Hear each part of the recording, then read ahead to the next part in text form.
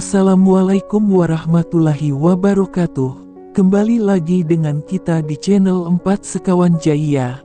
Kali ini kita mau mengeksplor dan sedikit bercerita salah satu tempat wisata religi, yaitu makam Syekh Abdul Muhyi, Pamijahan. Syekh Abdul Muhyi lahir pada tahun 1650 di Mataram. Ayah dari Syekh Abdul Muhyi bernama Sembah Lebe Wartakusumah, yang merupakan seorang bangsawan Sunda keturunan Raja Galuh Pajajaran.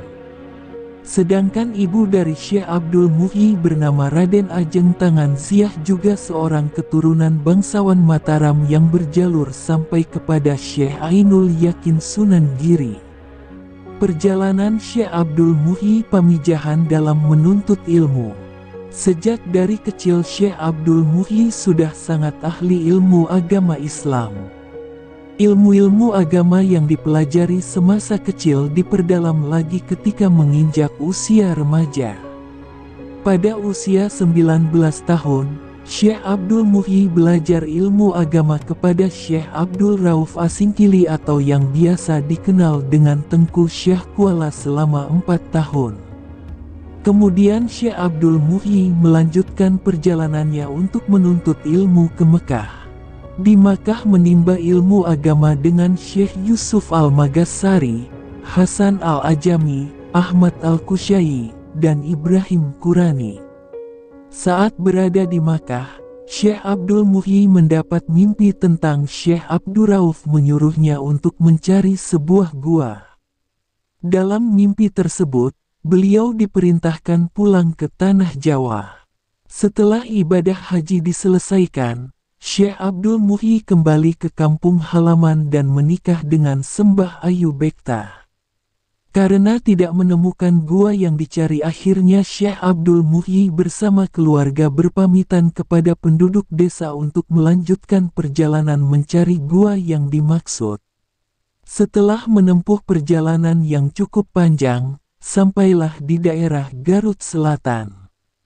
Di sini dia bermukim selama 1 tahun. Di sini beliau menyebarkan agama Islam secara hati-hati, mengingat penduduk setempat waktu itu masih beragama Hindu. Lalu 1 tahun kemudian ayah Syekh Abdul Muhyi, Sembah Lebe Wartakusumah, meninggal dan dimakamkan di kampung Dukuh di tepi Kali Cikaengan. Seusai pemakaman ayahnya, beliau melanjutkan perjalanan mencari gua dan sempat bermukim di Batuwangi. Perjalanan dilanjutkan dari Batuwangi hingga sampai di Lebaksiu, dan bermukim di sana selama 4 tahun. Beliau tidak putus asa dan melanjutkan perjalanannya ke sebelah timur dari Lebaksiu menuju ke atas Gunung Kampung Cilumbu. Pada suatu hari, Syekh Abdul Muhyi melihat padi yang ditanam telah menguning dan waktunya untuk dipetik. Ini sebagai tanda bahwa perjuangan mencari gua tersebut sudah dekat. Di sanalah dia yakin bahwa di atas gunung itu ada goa. Dilihatnya lubang besar itu, di mana keadaannya sama dengan gua yang digambarkan oleh gurunya.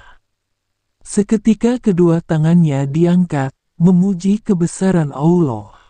Telah ditemukan gua bersejarah, di mana di tempat ini dahulu Syekh Abdul Qadir Al-Jailani menerima ijazah ilmu agama dari gurunya yang bernama Imam Sanusi. Sejak goa ditemukan, Syekh Abdul Muhyi bersama keluarga beserta santri-santrinya bermukim di sana. Di samping mendidik santrinya dengan ilmu agama, dia juga menempuh jalan tarekat. Sekian dan terima kasih banyak sudah menyaksikan dan mendengar sedikit kisah mengenai Syekh Abdul Muhyi Pamijahan.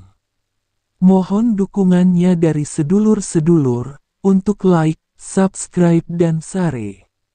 Wabillahi taufik walhidayah.